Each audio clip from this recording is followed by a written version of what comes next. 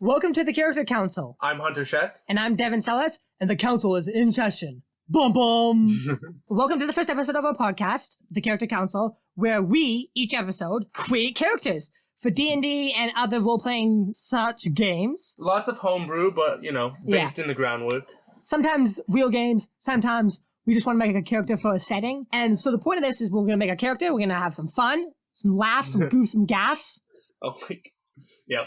Good rhymes. And then we are going to play these characters in a mini micro campaign. Yeah. One of us, after we have come up with the initial character, one of us will break off and write the campaign, and the other will homebrew the character or just put them together, whatever is needed. And we need to stress this very much. We only have 20 minutes to write the campaign.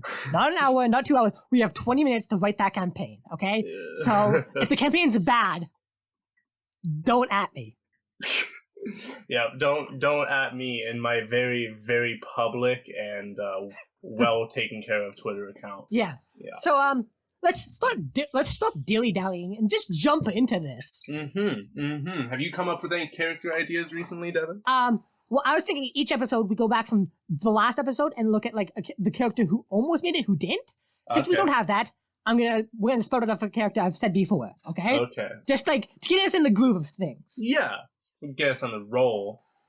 Dog with magic. Dog with magic is very good. A very strong start to the series. Yeah, I think I talked to you about Dog with Magic before, and I didn't want him not included in this podcast. Oh yeah, Dog with Magic is a good one because there's so many story elements, so many plot lines you can go with. You can go with a Merle and me magic story. You can go with the sorcerer on a quest for a very magic relic storyline. You can do an you can have a dog dies and becomes a lich scene. Right? Okay, that's a tearjerker. That would be sad and dope AF at the same time. Uh-huh. A lich dog. Ooh. See, here's the thing: is a lich dog does it become more like a dire wolf, where it's kind of spooky, or is it literally just a skeleton dog with a wand? Wait. Can he summon a human to be his familiar? Interesting, because man's best friend? Yes. Interesting, I can appreciate that. Can see where that's coming from. Could you imagine just a dog walking around and everybody's trying to talk to his human, and the human doesn't speak. And the dog just whips out that, "Hey human, this is my pet, human." Mm-hmm. Yeah, that's a power move. I have a pet of the same species as you. And you understand me. But, on top of that, you also have to remember this is a lich dog, so their voice is gonna be straight up fucking the echoes of the souls of the damned will be coming out of every syllable this dog speaks of, But it's also barks, so it's oh shit. Wait, can it speak, or all incantations barks? Oh, I just kind of Pokeball! Yeah?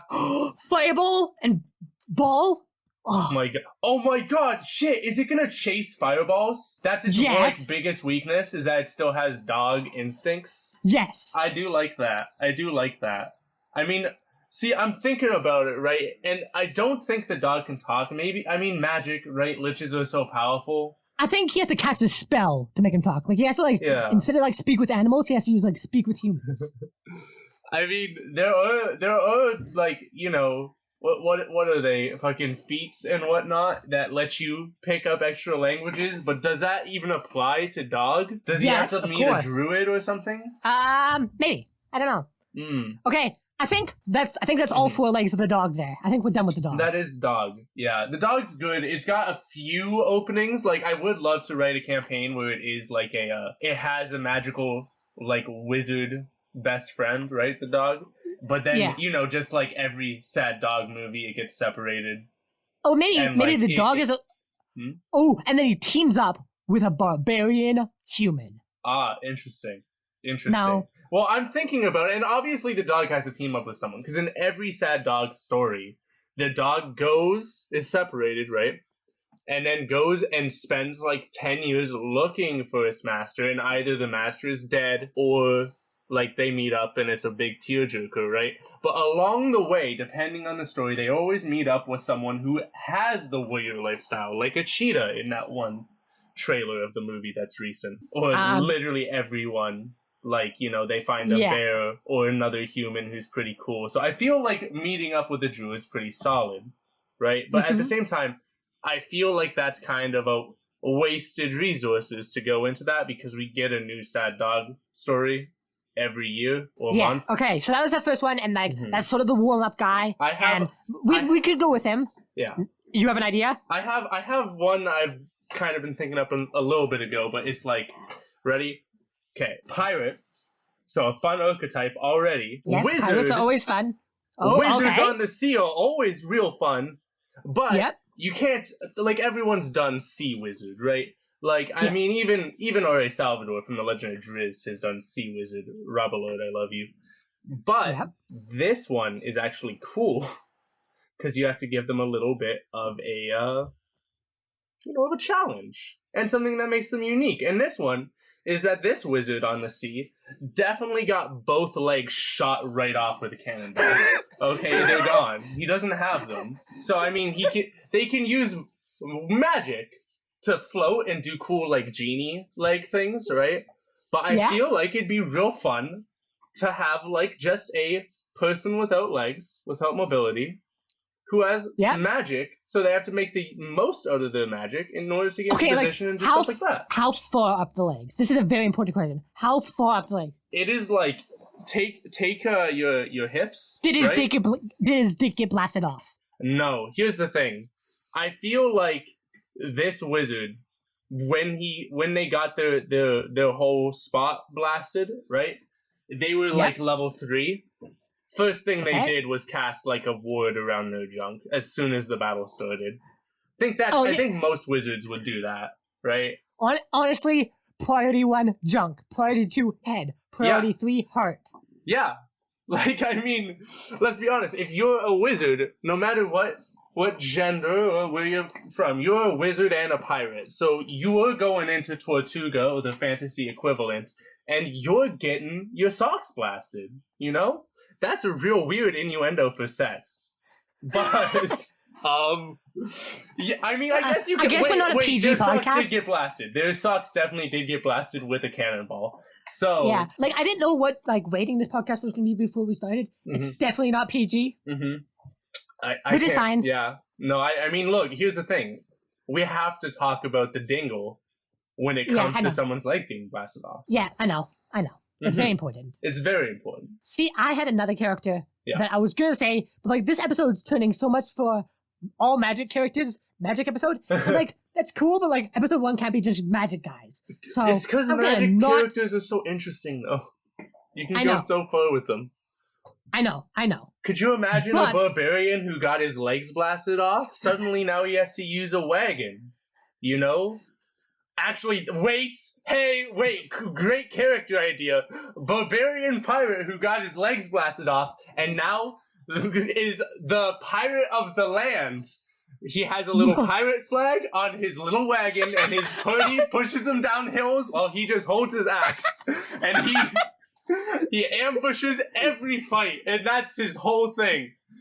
I'm super into that. That's great. Okay. Wait, maybe also his wizard lifts him with, like, some levitation spells and just, like, uses him as, like, a wrecking ball with an axe. Here's the thing. I think it would be really suiting if this barbarian was a dwarf, right?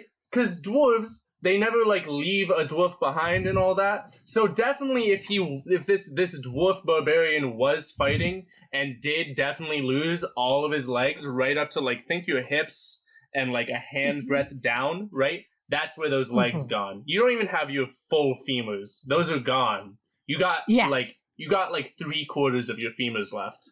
And you're a dwarf, so you have small femurs in the first place. Thick, but small. Yeah. So they don't leave him behind. He's bleeding out. They save him. And now they're ingenious. You know, dwarves have a lot of really defensive positions. If we were just going D&D rules, he can just, like, if he's a warrior, he can just use his second wind and heal himself to not die. Yeah, exactly. So, see, like, we know some of the rules of D&D. It's been a little bit. It's been a little bit. We should probably preface this. It's been a little bit since we read through the rules of D&D. If anything is inconsistent with the rules, we'll just call it homebrew. And you can go and shove your complaint somewhere else. AKA directly at my Twitter. Please complain directly at me on Twitter at maybe. Actually, I'm not gonna plug my Twitter because I don't know my Twitter. So yeah, that's fair. Very active and good Twitters. Yes. I think if you guys have any complaints about our rules and our lack of good rule knowing, you should go complain to popular. Your mom. That's great. I was gonna say popular D&D podcasts. Complain to your mom. at us. To like the Adventure Zone or Critical Role or any other maybe podcast. get them to come onto this podcast to explain the rules to us. Yeah, or just complain to them because I think it would kind of be a little bit funny if one person tweeted at them and was like, "Hey, the character council got the rules wrong." When you're complaining with them, also ask them to be guests on our podcast is that would be pretty cool. Yeah, or just to hit us up. I think it's been like a good 4 minutes since we've said any character ideas. Yeah, that's a good point. I'm just looking around. Character. I'm looking at the room. I'm looking around the room. I'm trying to think. Okay, let's both say a word. Okay. Well, wait. We need an archetype for each word. Yeah. You need an archetype, and I need an archetype. I'll say like a fantasy word. A fantasy word, okay. And I'm gonna think of a character trait. Okay. Give me a second. Yeah. Okay, I got it. Okay, I got mine. On the count of 3. 3. Well, okay, wait. On the count of go on 3. You know what I mean? 3, on go, count of 3. Yeah. 3, 2, 1. Skeleton. Easily corruptible.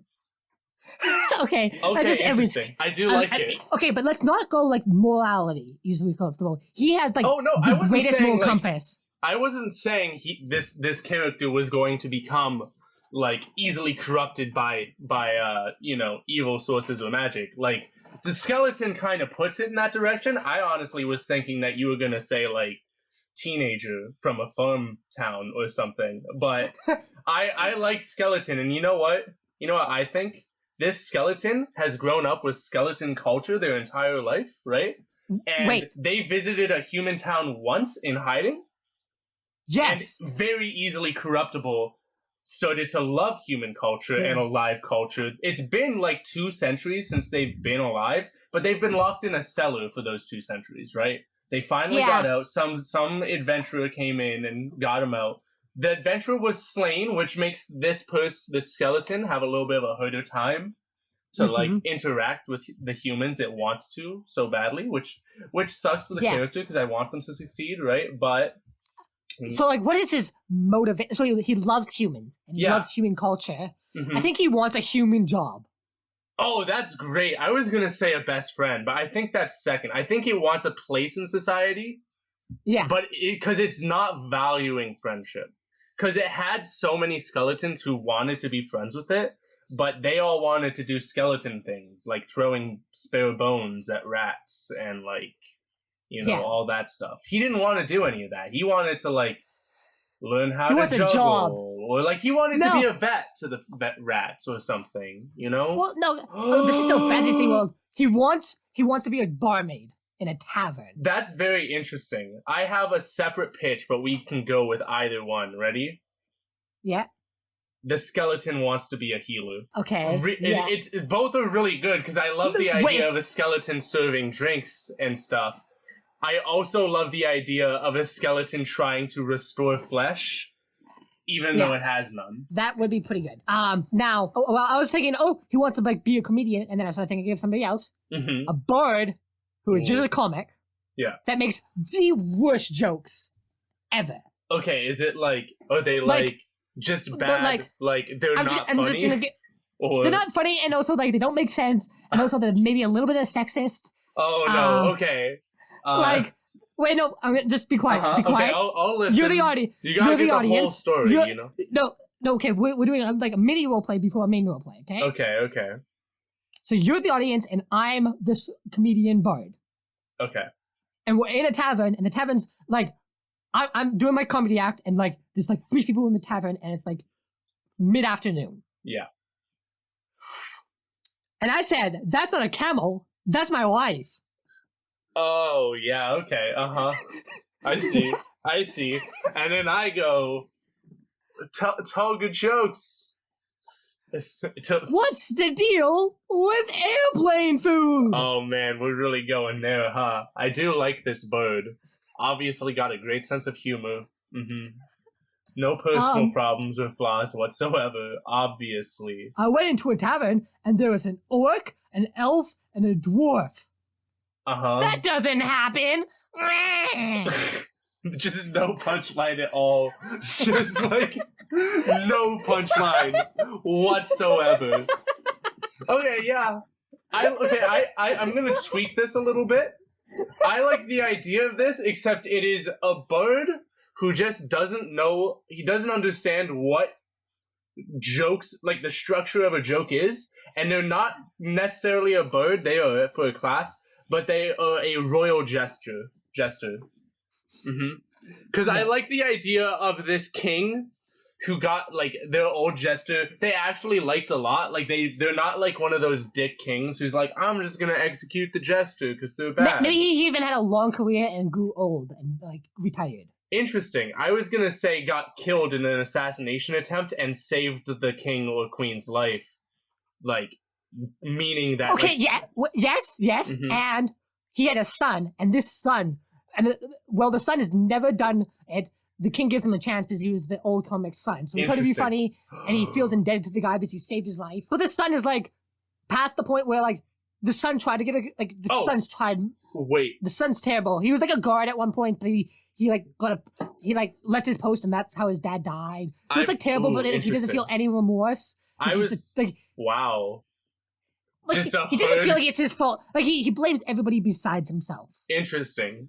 I can appreciate that character flaw. I was going to pitch an alternate, which was it's like the jester's son, except the jester's son, like, from birth, was never good at being funny or charismatic, right, at all.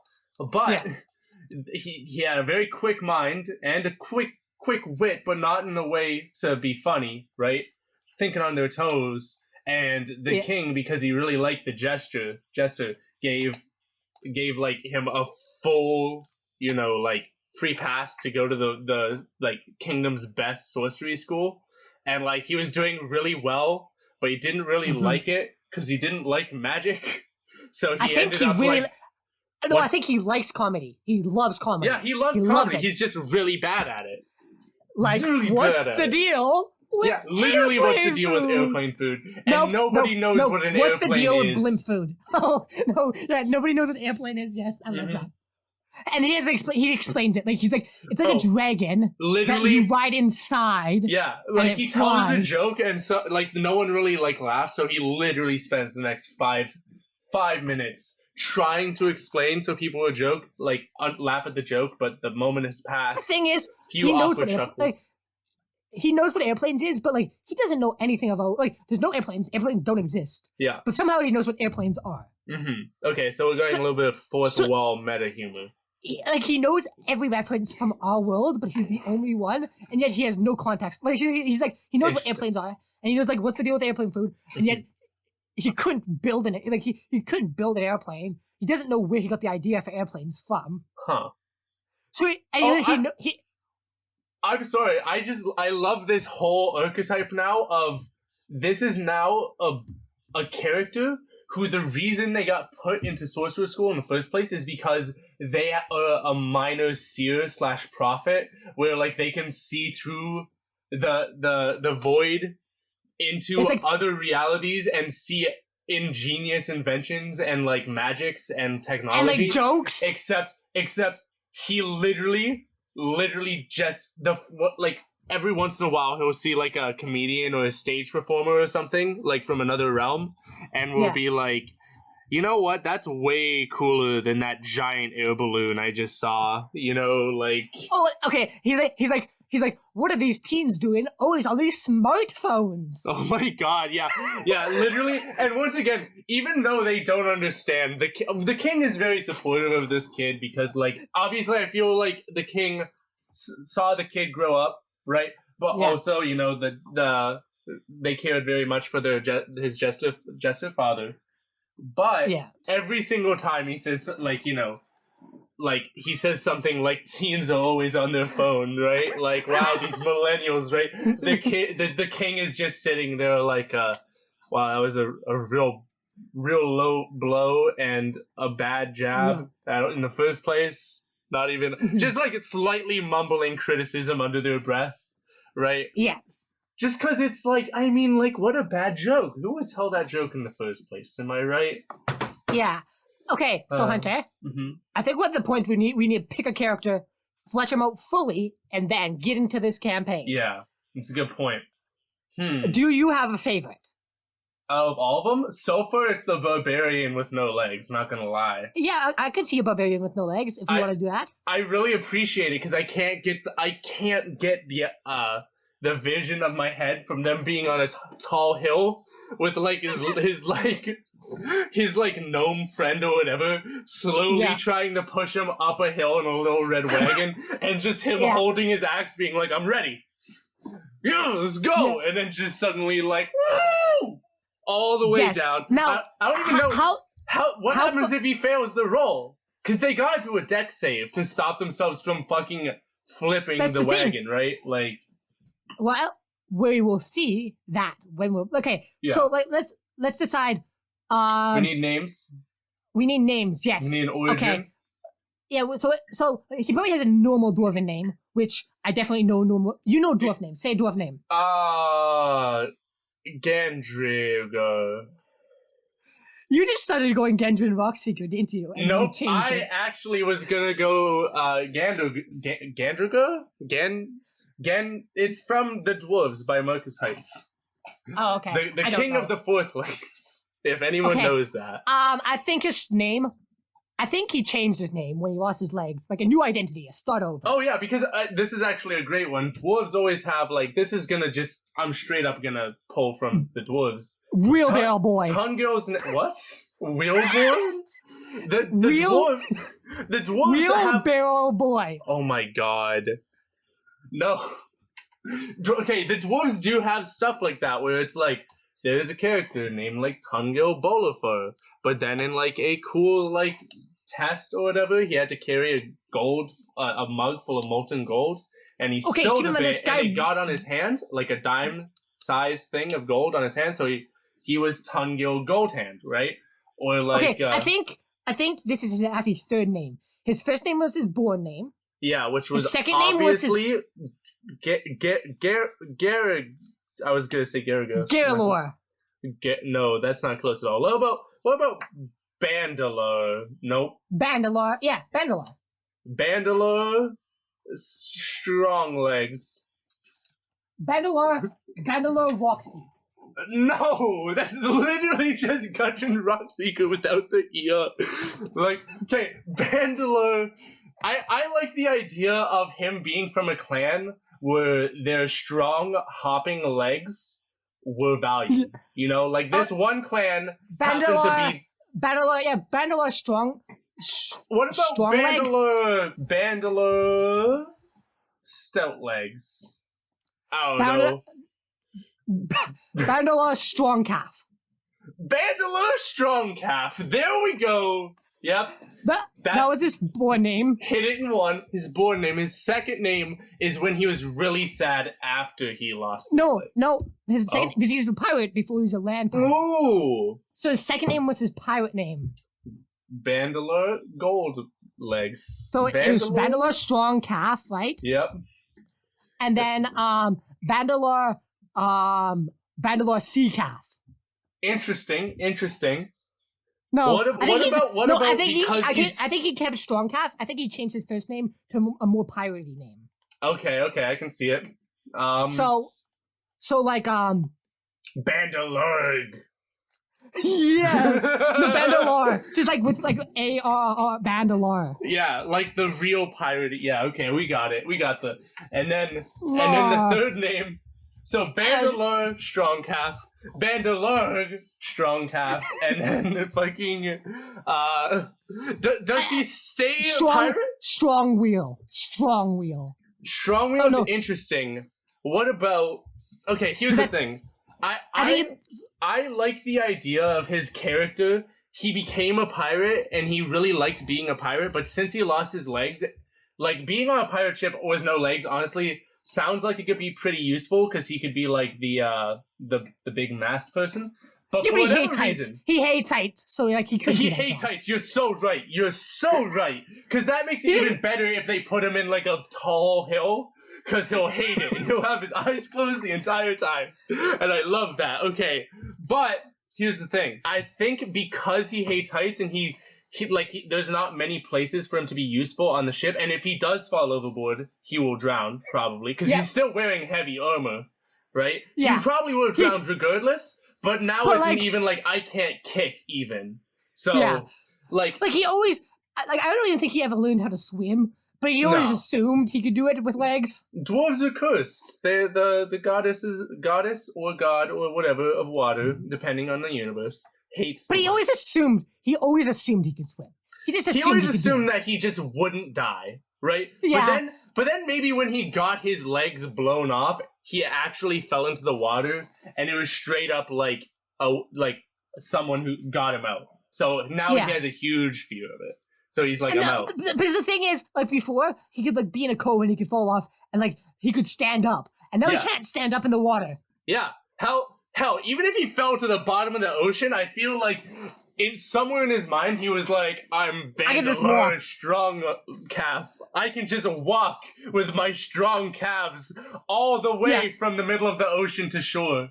Right? Okay, so what's his fair name? Keeping me down. Got those link boots.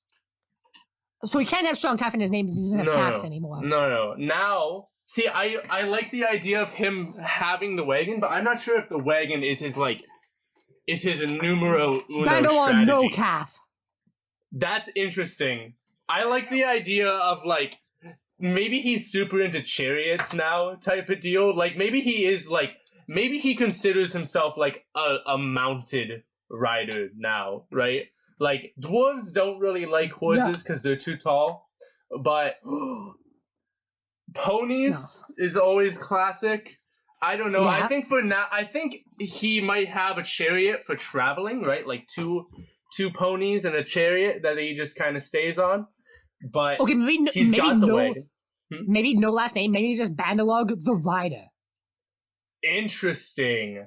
Oh shit! Maybe there's a shame that he lost his strong calves. Yeah, so no last name, just the Rider. He thinks that his clan would abandon him because he abandoned them for the sea, and then he failed them by losing the one gift they gave to him. His strong calves. Yeah, okay. I just slapped my calves way too hard. God. Okay. I like it a lot. I do like it a lot. So now what class is he? What? What class is he? Like, is he a barbarian? I think barbarian is suitable, right? Yeah. Like, fighter is interesting because we could go protection route, which means that there's going to be lots of fun things where it's like, yeah, he comes down the hill and he blocks, like, just the last second. But then, I don't know. That's less fun. Barbarian is always fun. Barbarian is way more fun because if he does fall, like, what if he's going down real fast and he hits, like, he slams the chariot or the wagon directly into, like, I don't know, let's just say a minotaur, because in my head it has to be something kind of big. So, like, you know, he hits him and he hurts the minotaur, but then he gets flung from the chariot/wagon. I still keep imagining him in a little red wagon with the little handle, you know? Yes. But, like, so, you know, he slams into him and then, you know, he'll just be on the ground and he does his berserker rage, which is literally him. He's doing some cool spin moves on his back. I like the idea of him having a crow's beak more than an axe, because I like the idea of him being able to, like, you know, smack people with the hammer end of the crow's beak, and then on the sharp pointy end, he can, like, slam it into the ground and pull himself. Like, yes. Yeah. Okay, I like that. I think he should also have, like, a rope that he can tie to his crow's beak and, like, grapple hook. Oh, that's great. That's really good, because he needs the mobility, right? Like, I like that. But he's also, like, really stout. Maybe he also has, like something he can, like, peg into the ground, so he can, like, peg himself into the ground, grapple somebody, and pull an enemy towards him. I'm just kind of, that's really good. I'm honest to God thinking about it right now. getting an immovable rod would be such a good metagame for this character, right? Could you imagine getting an immovable rod? You're on the chariot, you just literally have it attached to the stumps of your legs, right? Yeah. So that way, I'm on the chariot, I'm gonna slam into something. He just pushes himself up and it activates the rod and he just floats there for a bit, right? Yeah. If he needs to grapple, he grapples himself into a tree, right? He just pulls himself up and then he's in the tree, right? So he activates his immovable rod, so he's stuck up there, and then he throws the crow's beak to someone, and it wraps around and stabs him with the beak part, and he pulls him to him, right? That's great. Actually, that's ingenuity, and that's what dwarves are all about, aside from gnomes. I think his party he should not be in a party. I think he should be a captain of a crew, of a land crew. Oh, I like that. Just a bunch of gnomes that help him everywhere. Oh my god. Because the gnomes don't fight. Shit. The gnomes don't fight. They all just help him. He's literally like I'm trying to think My Hero Academia type thing, right? Where he's a hero that's tech based, except they don't do any tech. So it's literally he has a team of a bunch of tiny goblins, except they're gnomes, who like an F1 race car needs a tire change, come in and with the fucking thing with the drill gun, and then they pop out, and it's like and they push him up hills when he gets busy. That's really funny. I love that. It's his crew. Because I was gonna say I love this idea of him being a pirate who abandoned being a pirate on the sea and became a pirate on the land. Although he's not evil. He's not evil. He's not being a pirate to because he's kind of like a One Piece pirate, where all the One Piece pirates are pretty much, not all of them, but pirates can be good and bad in One Piece. Yeah. Just because you're a pirate doesn't mean you're evil. A land pirate is pretty much just a bandit, right? Let's just be honest. But he's not. He's an adventurer who happens to be a pirate on land. Yeah. Who would never steal from defenseless merchants. No, he steals from corrupt governments and other bandits. Interesting. Other bandits for sure. I think this is he also steals from adventurers are they get plenty of loot. Yeah. And they're not always morally good, so he steals from adventurers as well. I actually think that's the best way to put that, yeah. Although, to be fair, everyone who attacks an adventurer is just a bandit. But this is a bandit that stands out, so he's a named character. So it works. Yeah. Okay, I think that's fleshed out. I think it's time for us to go on break and flesh out this campaign. Okay, who's playing and who's writing? I think you should play him. Okay, I haven't played something in so long. I'm very excited, actually. Okay. And I will think of the campaign. Okay. Well, let's split up, and I don't want to say rendezvous, but let's rendezvous. Rendezvous! Okay. Dab.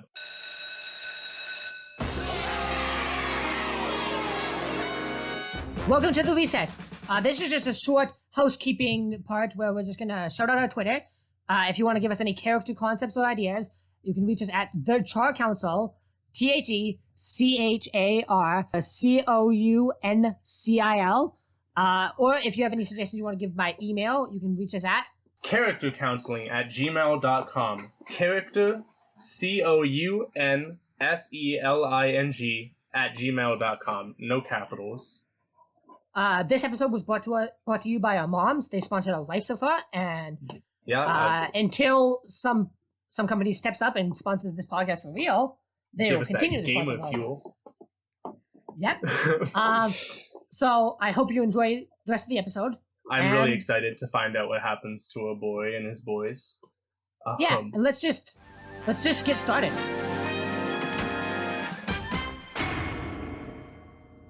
We open up on the world of Salad. Salad. Salad, a magical world full of wizards, warlocks, dwarfs, gnomes, and everything in between. We have these 5 brave adventurers on a mission to save the world or something along the lines. I don't really know. I thought it was to prove that I was the best land pirate that there ever was. on a mission to prove he was the best land pirate there ever was. Yeah. Right now, Even without on my this hot legs. summer day, these 4 gnomes are pushing up this powerful dwarf up a hill. A little bit shorter than your average dwarf. Yep. Oh, whoa, dude, I never thought about it.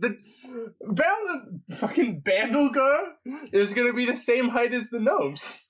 Bandlegar. Okay.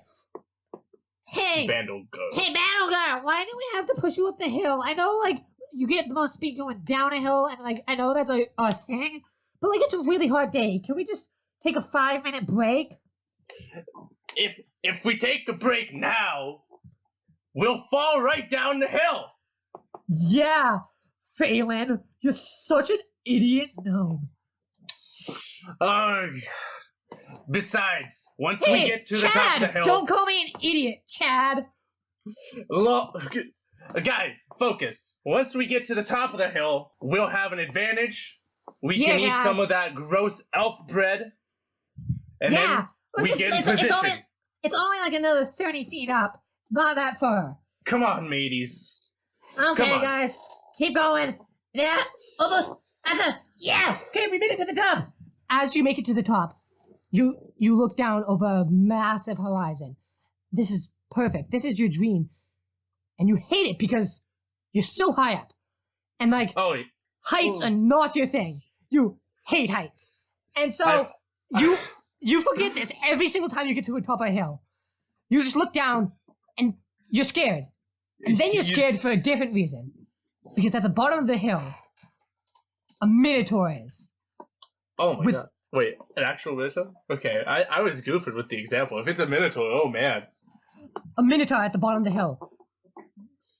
There's one dead body laying at his feet. There's 2 other people look injured, and a third one looks like they're about to be decapitated. What do you do? You know... Now... You think it'd get easier every time you get up here. Oh, it's so high up. Oh, man. Okay. Okay, mateys. It's time. Are you ready? Aye, Hold Captain! on tight. And... Give us the word, Captain! Shove off, mateys! Yeah! Okay, as you're rolling down the hill, do you scream? I would like to point out my eyes are closed for the first 20 seconds. Do you scream? The erg? Yes. You scream? Yeah, okay. As you scream, the Minotaur looks at you. You do not get a surprise round in combat, but he has dropped the person he was holding. A young woman. He was about to decapitate. Nice. Oh man, was he gonna bite a head off? Good thing I screamed, dude. Good thing I'm so scared of heights. Okay, and I would like you to roll initiative. Okay, initiative. 15. 14 plus 1. It's much easier. Easy, right? He's gonna be like, so slow, stupid ass Minotaur. Yeah, he got 7. Oh yeah, fuck this man. And let's roll for your group of gnomes. Oh yeah. My crew of gnomes. They got been together through the thick of it. We have a 12. And by the way, their names are Phelan, Yebar, Dorlin. Just a second, write this down. Phelan, Yebar, Dorlin, and These Chad. are great gnome names. And Chad, okay. He's Chad is wearing what's it called? He's the one without a nasally voice that I gave. Okay, nice. Chad is wearing a fuck. I always forget. You know, when you're at a jersey, he's wearing a jersey. Okay. Yeah, it's a really cool jersey. It's an armored jersey, to be fair. He is the jock of the group. He will take some hits, but. Well, the thing is, none of them will take hits. They're all cowards. But like. Oh yeah. But I mean, he'll pretend to take a hit. If someone's gonna take a hit, Chad will try to take the hit because he's just that cool. Yeah. That's why he's a Chad. Okay, so what do? There's an angry You're rolling down a hill at top speeds, and there's an angry Minotaur looking directly at you, readying his axe. He looks like he's about to play chicken with you, but you have the first turn. Who's gonna stop first? The chariot or the axe that he is holding in one position directly where you're gonna come from? I think. No, Okay. He's not holding it in a position. He's looking like he's about to charge you at you. Okay. I think what's gonna happen is, hold on, mateys! And with that, Bandlegar takes his crow's beak. We can do this! Which is, if you guys don't know, crow's beak is a hammer on one end and then like a pike, like kind of a pickaxe end on the other. And he's going to take the crow's beak and take the hard end of the pickaxe, which they were, in my head, I was imagining them kind of going down the hill, and then there's kind of like an uplift, right, where they were kind of going to hit some air. He's going to hit it into the side of them, very, very, like, he's going to hit it in and then take it out real quick to do like a sharp turn to the right to draw the Minotaur away from the people on the ground, so that way they're not fighting and stomping all over these people. Okay, so you're gonna have to, because you're trying to like pick your pick into the ground as you're rolling top speeds, right? Yeah, but like if all goes well, hit it into the ground for a hot second. Yeah, so to like, do that, I don't want to stick it in there and lose an arm along with my legs. So preferably. To do that, you're gonna need to do both. You're gonna have to do 2 checks: a strength and Dex a dex and strength. Okay. I'm gonna do strength first because it's my jam. Yeah. That is a 18 plus. So that's a 21 actually. Yeah. Okay. Plus proficiency, and then dexterity is gonna be that's a nat 20. Okay, you do this. You were rolling down the hill, and you were seconds away from like ramming right into that Minotaur, and you perfectly jam it and sort of kick some dust into his face as you keep rolling, as you roll past, and it is now the gnomes' turns. Oh, nice!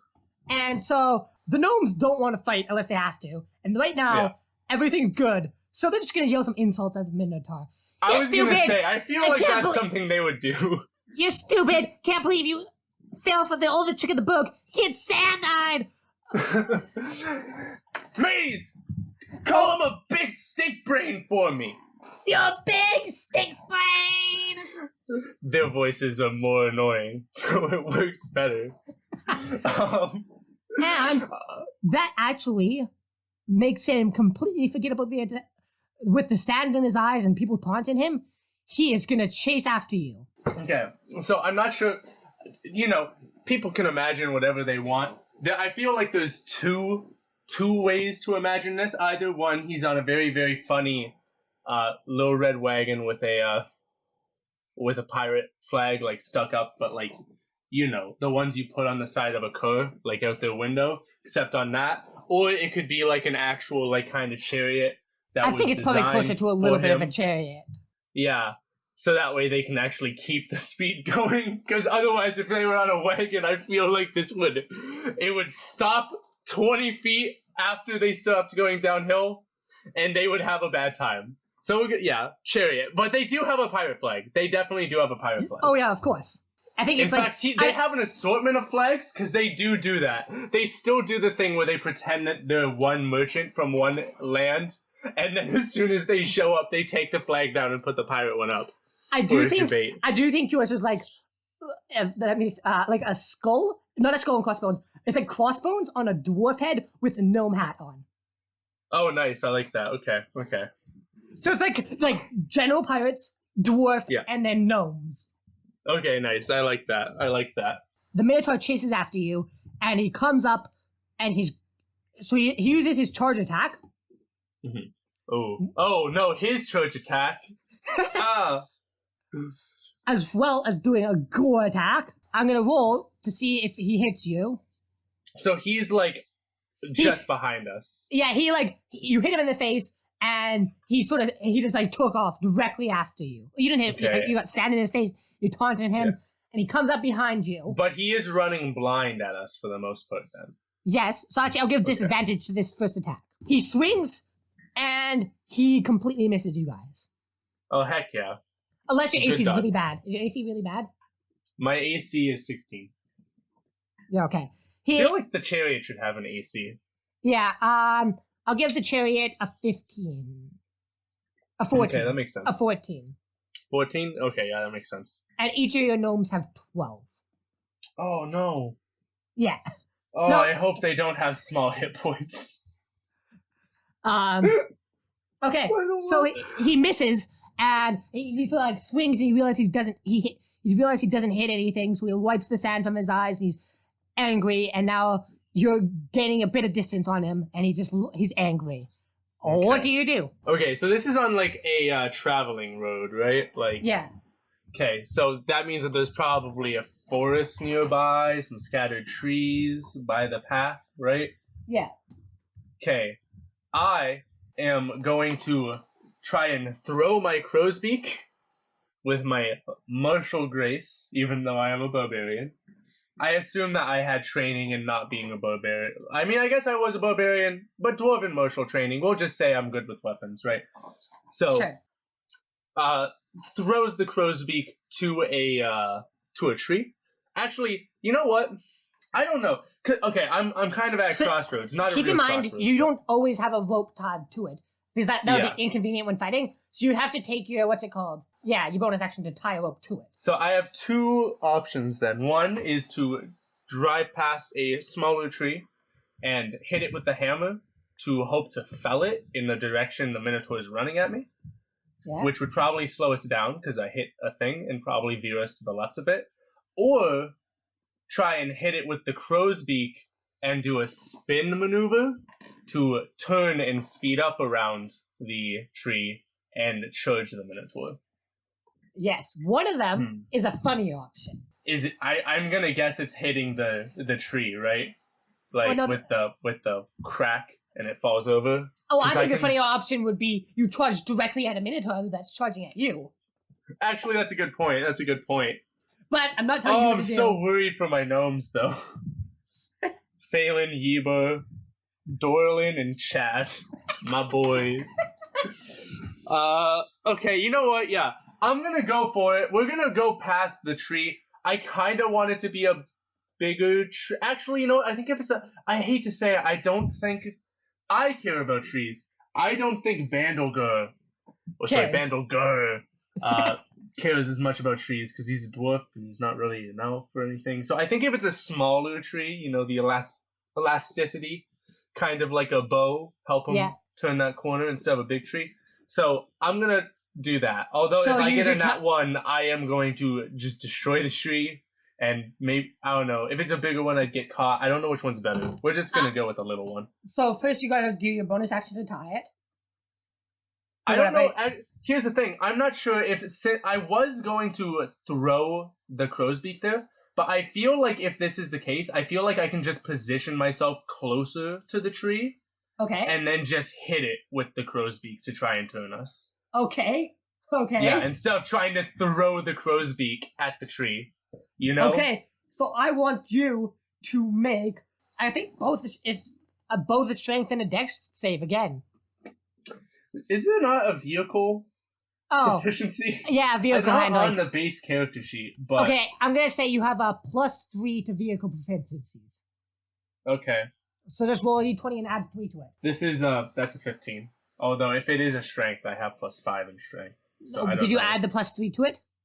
I added the +3 to it, which would be a 15. A 15? So you do lose some speed going around the thing, but you don't get hurt, and it's all good. Okay. And now you and the Minotaur are heading in the same direction. Hey, boss, are you sure it's a good idea to go directly at the beast that's chasing us? Yeah. Maybe we should just keep running. Yeah, that would be a bad idea. Get ready, boys. You're gonna jump off, okay? I'm gonna do something daring, brave, and cool. Okay. Like always. They're gonna jump because it's their turn. They jump and they don't land very well. So they just like roll, and please tell me they're not dead. They're not dead, but they got some scrapes and bruises, and one of them looks like he hit his head on a tree. See, I know what gnomes look like in D&D, but I don't know if anyone's watched Rise of the Guardians, because it flopped in theaters and all that, even though it was an amazing movie. But I keep imagining the elves from Rise of the Guardians as these gnomes. I keep imagining the gnomes that are more garden gnomes. Yeah, have you seen I'm Rise of the thinking. Guardians? I'm thinking of the first episode of Gravity Falls gnomes. That's very good. I'm gonna get the elves from Rise of the Guardians just to show you. No, okay, we're in a podcast. We can't be doing I this. know. Well, okay. Well, they should look this up too, and they should watch that movie. Shameless plug to a good movie. Here, Okay. Here, it's sent to you. This is what the elves look like. Oh yeah, They're perfect. very cool. Yeah, right. Okay. It is now the Minotaur's turn. Oh. And of course, he now sees you running straight at him. So, you know what this is? Is he gonna whack me? He charges at you. Oh, I'm not excited about that. He charges at you, and you're running directly at each other, and he swings his axe, and he misses again. Big whiff. What was the roll? 5 plus 5. 5 Okay, plus 6. so if that's the case, I can use this to set up my next move, which it's my turn, right? Yeah. Now you're gonna just. Okay. So he sort of swung at you, and like you sort of like swerved the thing around him, right? I was going to think that he swung above me, except he was high, so I didn't even have to like do a Neo dodge. Okay. You know? Yeah. So if that's the case, though, since we were charging at each other, I'm going for some big burst damage because I think that is honestly Bandlegar's like whole thing. Bandlegar the rider. He can't do a sustained fight, but his initial burst is pretty good because ready for this sick ass fucking play. I've got my charge, right? So yeah, our rule set was if you move at least 10 feet vertically, or just moving from a direction, right? Yeah. You gain plus 1 d8 damage on that attack. So what I'm gonna do is he's swinging over me, right? So I'm going to at the same time bring up as my initial attack, bring up my crow's beak with the pokey end, right, the piercing damage, into its arm, use the momentum of me moving forward to swing up in a flip, right, while leaving the chariot to crash into the Minotaur, right? I fly up into the air, I use rage, right? Do you have a double attack? I do have an extra attack. Okay, then yeah. But actually, I'm not going to use rage because I don't need rage. I actually can do extra attack without rage. Okay. So I'm just going to swing into the air, right? And this is while the chariot is hitting him. I hit him initially with that plus 8 damage into his arm. And then as I'm in the air, I'm going to bring down one more hammer strike from the bludgeoning end of the crow's beak to hit him where I can in the top. So that's going to be what? 2? Well, first attack roll. rolls? Roll the first attack roll, because if you miss the first attack, you're not going to get the second attack. I think that's going to be an attack roll plus an acrobatics check, right? That's a 13. You do not hit with your first attack. Oof. And your chariot is still. So now make an acrobatics check to see if you get out of your chariot before it crashes directly into this Minotaur. Yeah, no, that's a 10 plus 4. Oh. Plus 1 for dexterity, but proficiency bonus, because we decided that based on his character, he would be very dexterous. So you managed to jump out of the cart as the cart crashes into him. Uh-huh. I think the cart's going to do a D6 of damage. He has 2 damage. That's not a lot. Ouch. Okay, boys. Now you can make your second attack. This didn't go as planned. Make your second attack. You're in the air for your second attack. You can still come. But I didn't hit him. How did I go up into the air? You acrobatics out of your. You managed to get. Oh no! Yeah, I guess you just managed to get out. That was just getting out. Yeah. Yeah. Shit. You're on the ground. Probably 6, 7, 8, 7 feet from him, and you already used your movement, and you already you used your movement, and you used your action. You have a bonus action if you want. I have. No, a bonus action can be used to command the gnomes, if you wanted. I don't think I'm going to command the gnomes, but I think that based off of how we've played, me, the player, right, Hunter, is going to have them do something that I think would be part of their regular, like, play set, right? So you can't command them. You can use this to influence me on what to do on their turn, which is next. So I was going to say, I think them seeing me on the ground, right, like as we do in our team, like once I'm off the chariot, I need support, or at the very least, like I'm at a disadvantage. So I think what they're going to do is they realize they can't walk up to me with however much distance is separating us and the Minotaur, Yeah, right? they're about 15. They're about 15 feet from the 15 feet. They're about 20 feet from you. 15 from the Minotaur. And the Minotaur's got those big legs, and the gnomes do not have the big legs. So I think I would like say the one gnome, probably Chad, because he's Chad, will like pick up a rock, right, and like throw it at the Minotaur, and then they continue calling names, and they split off and run into like the forest along the side. Let's make. Yeah, they do that. Let's make a roll. Now this is their turn now, because their turn directly after yours, which was perfectly for this. Mm-hmm. Let's see. Let's make a Chad check. Chad does not hit the Minotaur. Okay. With a rock, but it gets in the general direction of the Minotaur. He has no pluses. Like, these gnomes are zeros all the way. Okay. Well, no, they got some stuff in, like, intelligence pluses. I would have guessed that, like, Chad would have had a +1 in, like, strength or whatever, and then, like, you know, based on their characters. But that's probably too much. If this was a full-on campaign, Yeah, but, like, they're all one character. Yeah. So, they have a plus, like, 1 to an intelligence, but they got nothing else. So, you got a 12, and so it doesn't hit the Minotaur. I'm not going to tell you his AC, but you got a 12. Okay. And so it misses the Minotaur, but the Minotaur notices, and, you know, they shouting stuff at the Minotaur. And the Minotaur looks conflicted. I'm going to do a taunt check to see if he's taunted by the gnomes. Okay, you didn't yell any insults yet, so... Oh, yeah. You big cow brain! You eat grass all day! Oh my god! What's that axe for? Cutting down woods or cutting down stupid axe? Oh, I like my gnomes. And Chad. Now this is Chad. That one was a stupid insult. You should have said like his axe is so big he's compensating for something. Oh wow, Chad's really got those penis jokes going. Let's go. Okay. So he is very, very, very angry at these gnomes.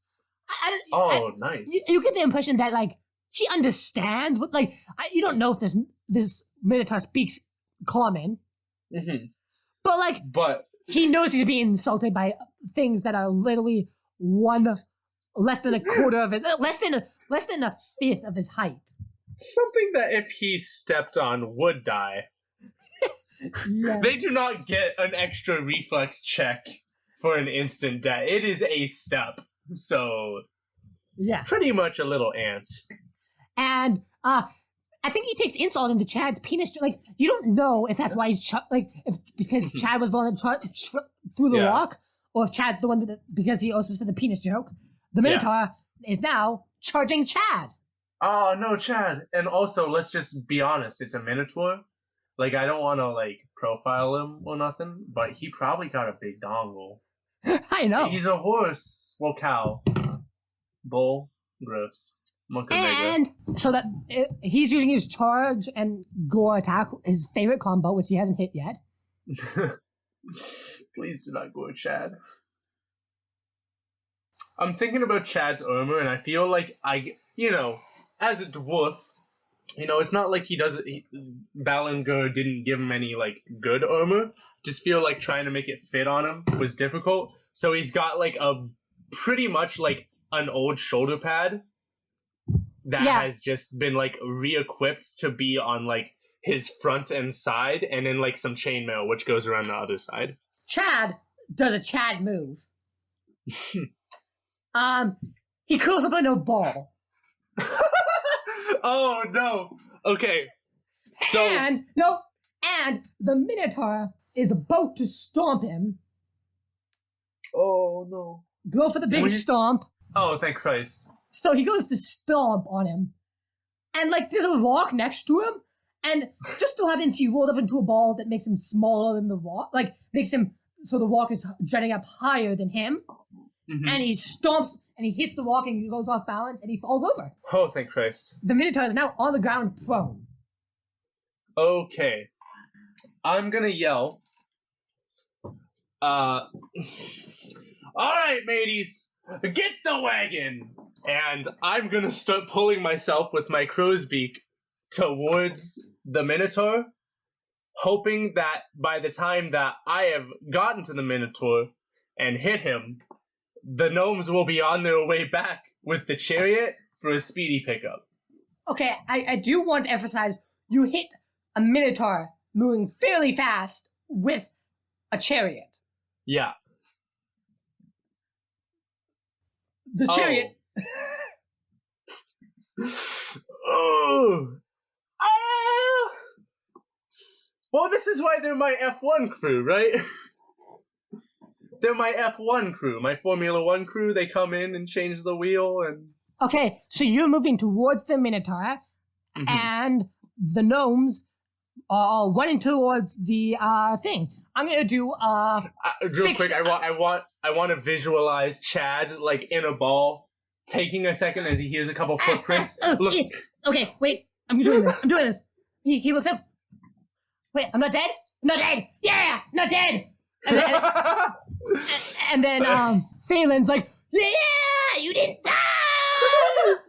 And Yuba's like, we knew you would make it, Chad. You're the best. Oh my god. Dorland's like, yeah, that's pretty impressive, but like I could do better. Oh my god. and then Chad's like, pit crew, pit it up, and they run towards the chariot.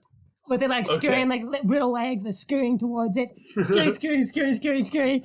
And they make it there, and they're doing fix that chariot, check. Okay, Jesus Christ.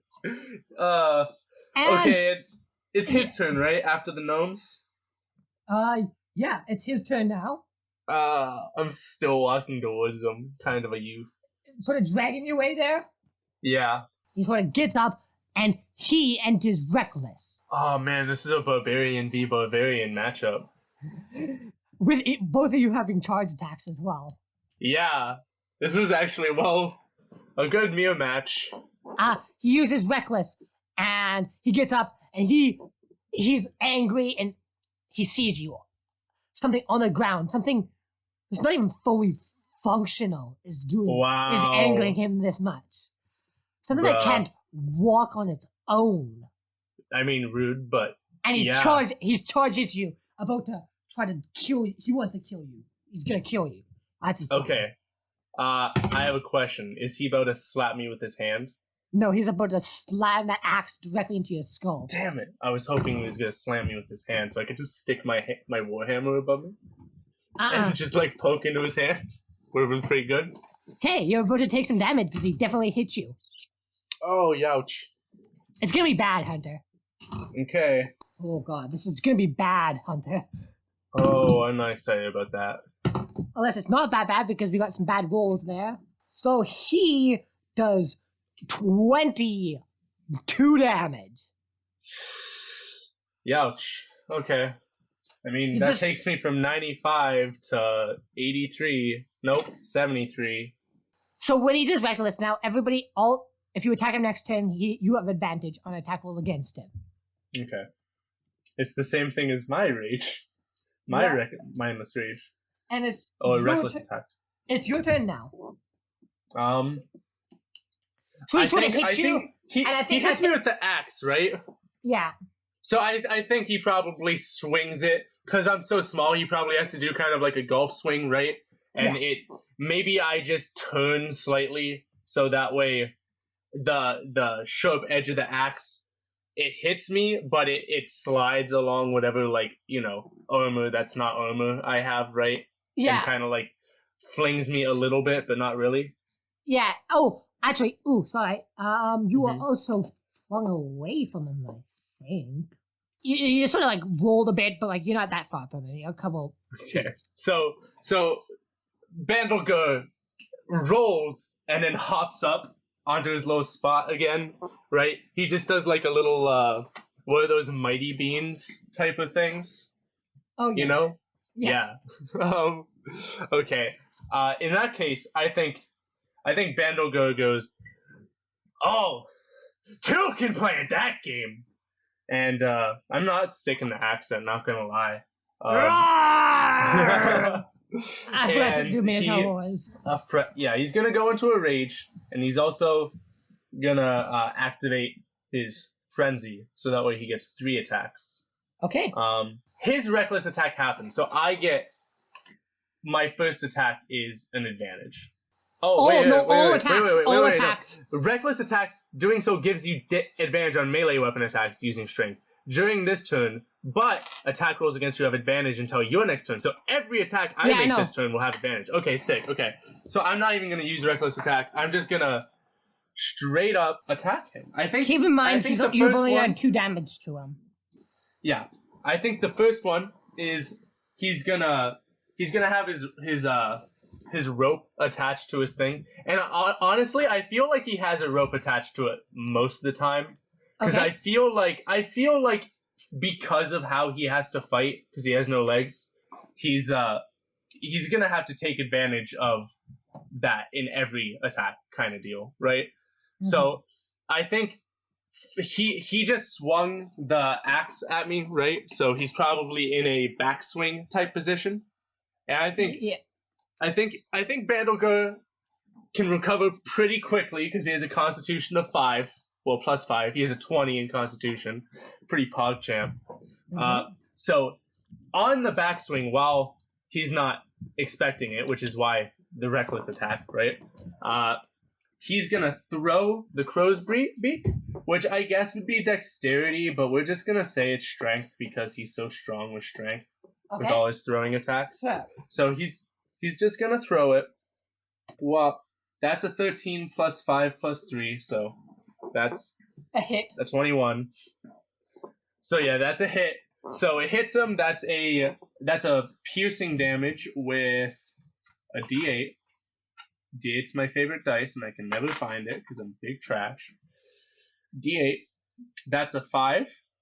Also, that was advantage, so it doesn't really matter, though. I guess first one counted. Second attack it's going to be his extra attack. That is a 4 plus 8, but advantage on it, so that's a 17 plus 8. Yep, you hit him. So hits. That is that's only 2 damage. Okay. And this one is a 19 plus 8. So, you hit? Yeah, that's a hit, and that is a 5 damage again. Okay. Oh wait. Oh yeah, no, but there was no charge. Okay. Plus I did a frenzy, and I still don't know what exhaust is. You just hit him multiple times. He took some damage. He doesn't look much worse. You know, he looks like he took a couple hits, but like he doesn't look that bad off. And so as you hit him multiple times, because you went in a rage, right? Yes.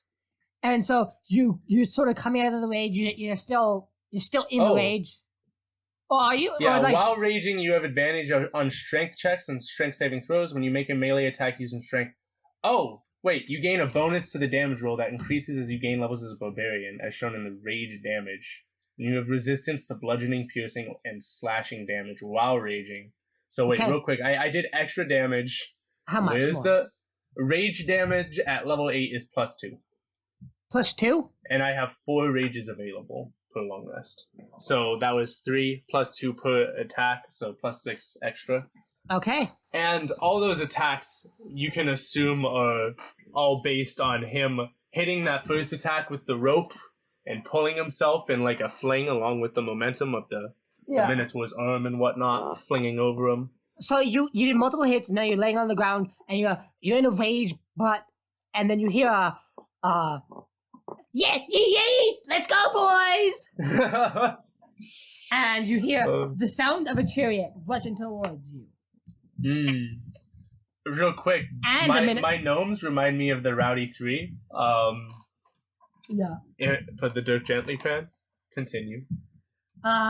Okay, they are rushing both at you and the Minotaur. Like, they haven't decided whether they're going to hit the Minotaur yet or just pick you up. I think I'm going to... Nope, you don't get any decision in this. I don't get any decision? Okay, fair enough. You're in too much of a battle fog to say a decision. That's a good point. I'm in a rage.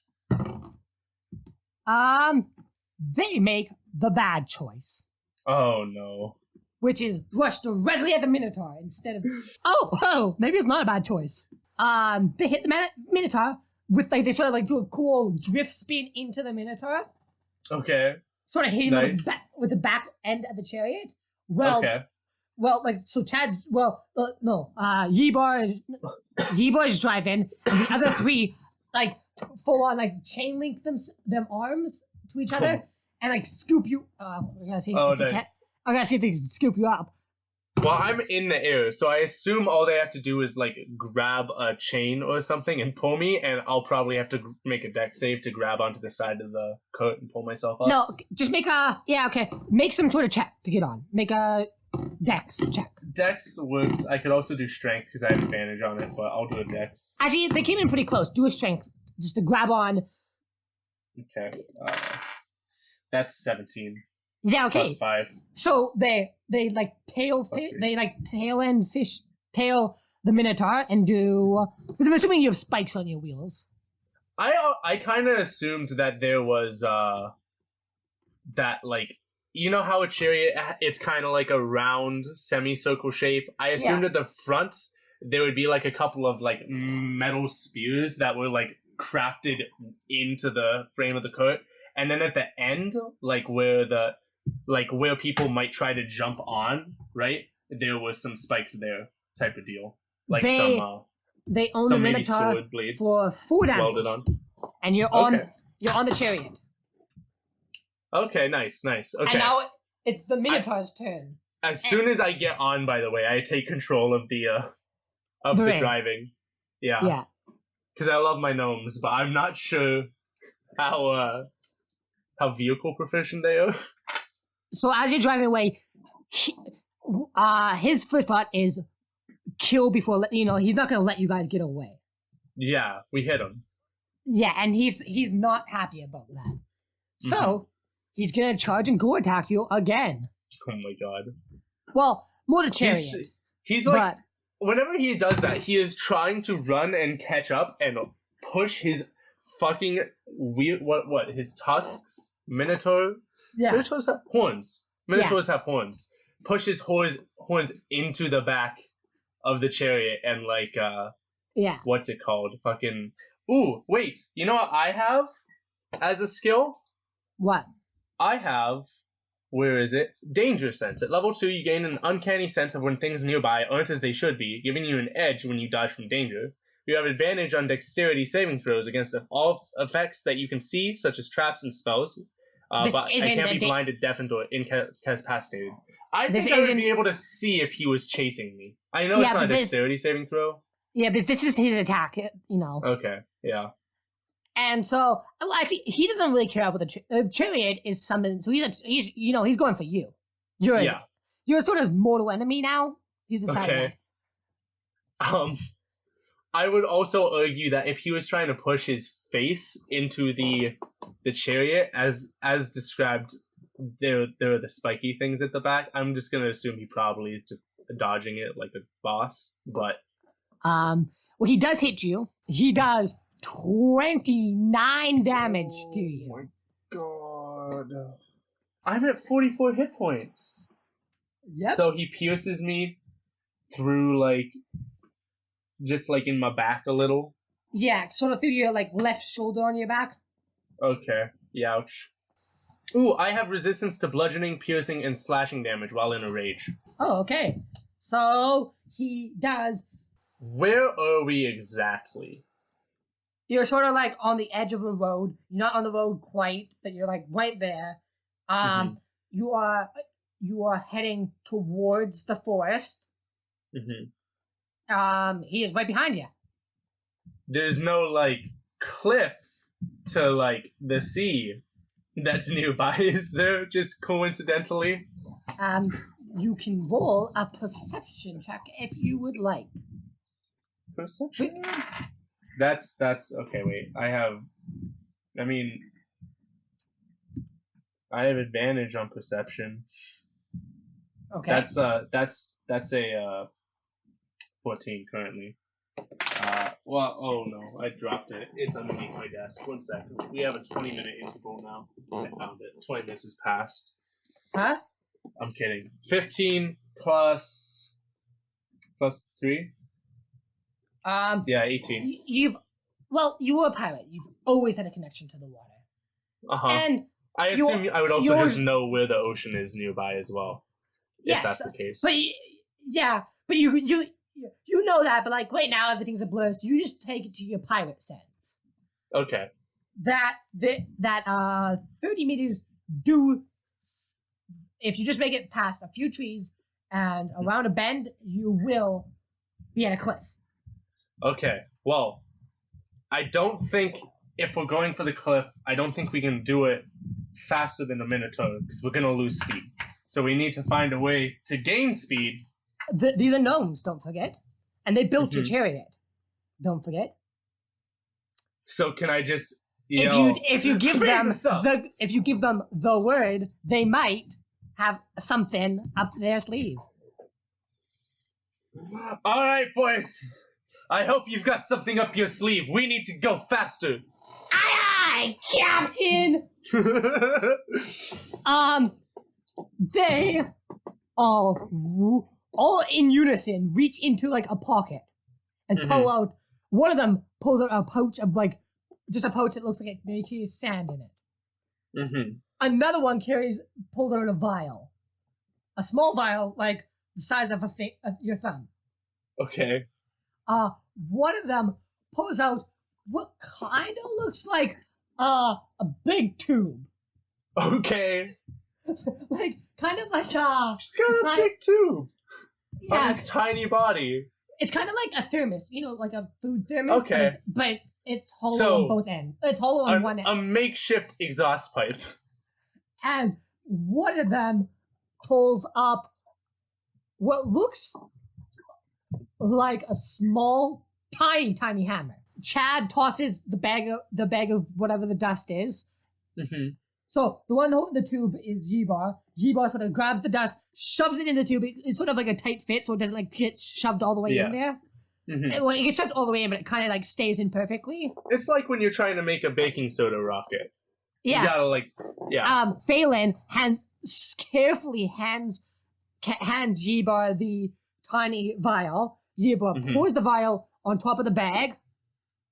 And then, is this literally a baking soda rocket, with vinegar, except in a magical world? Because I love it. And then Dorlan hands the so Yebar starts to shake the thing, and then Dorlan he sort of holds out behind the thing, and Dorlan hits it with the tiny hammer. And makes a loud ringing, way louder than his tiny hammer should be able to make it on this. Makes a loud ringing sound.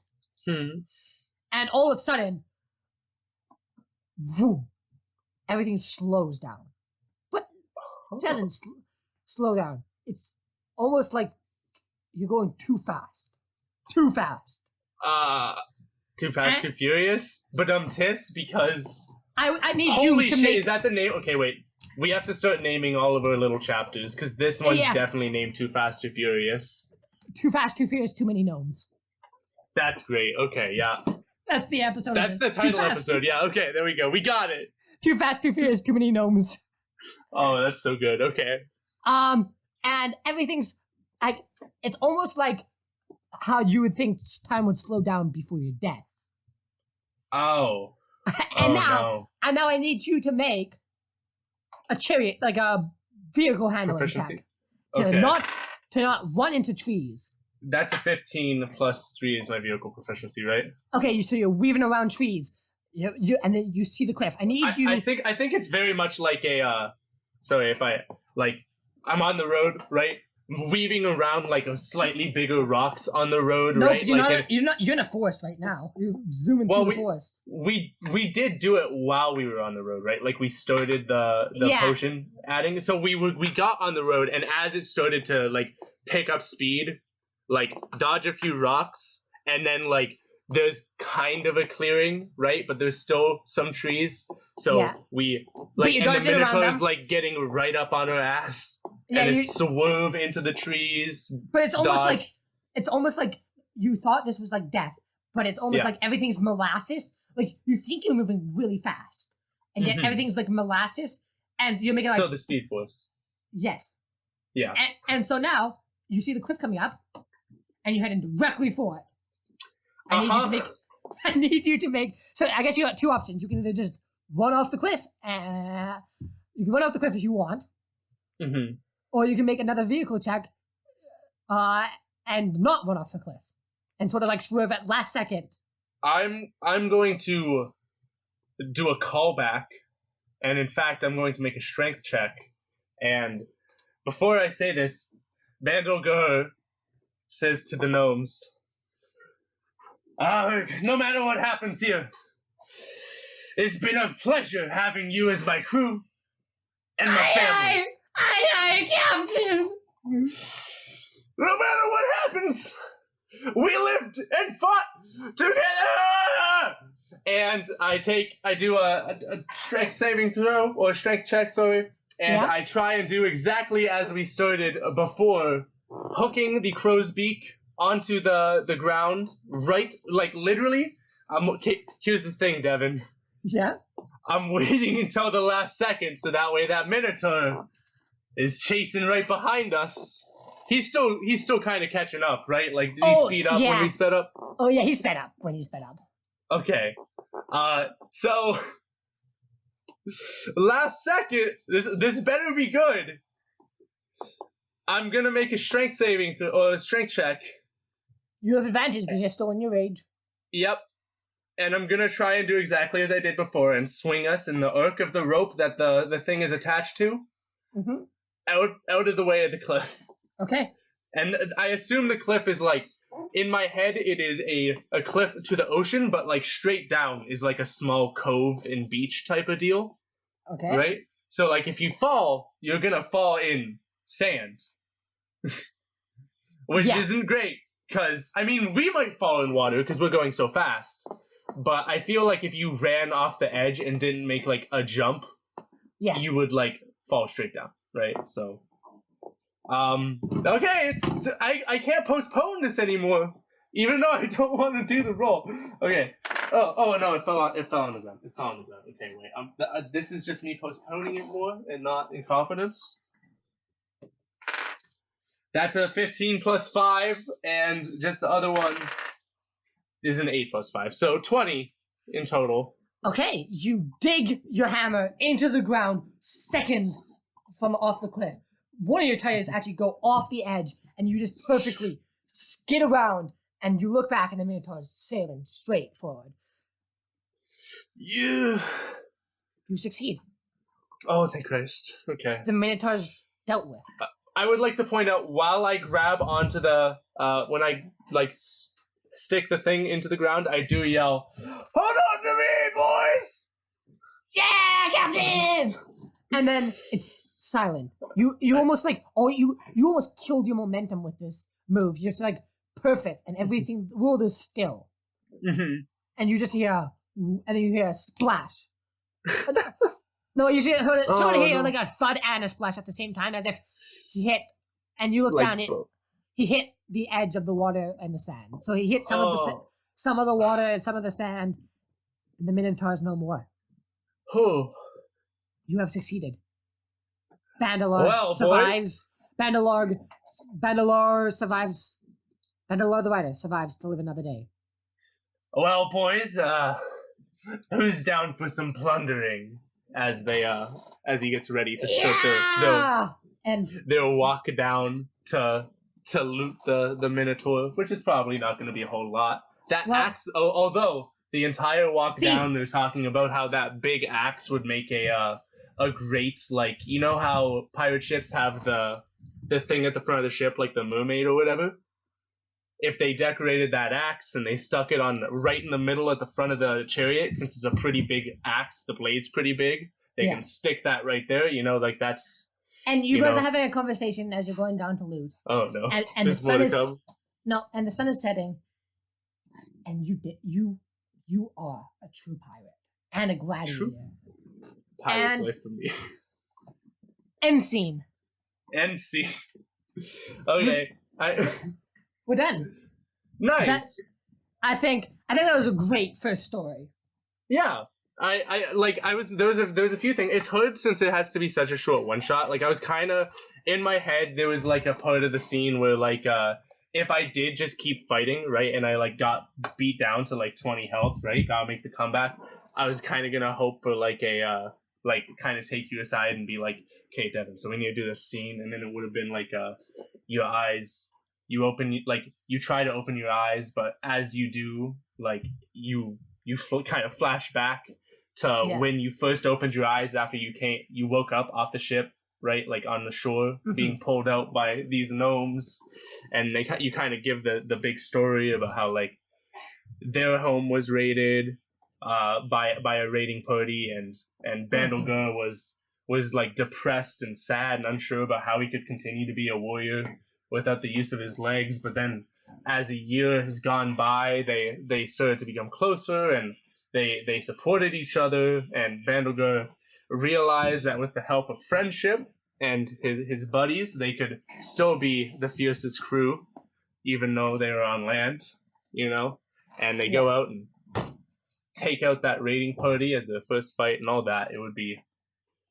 But unfortunately, you just have to say goodbye to some of those things and take a small little one shot, a little bit less story driven this one. But I think this was a great first episode, and thank you all for listening. It was a really fun character to play.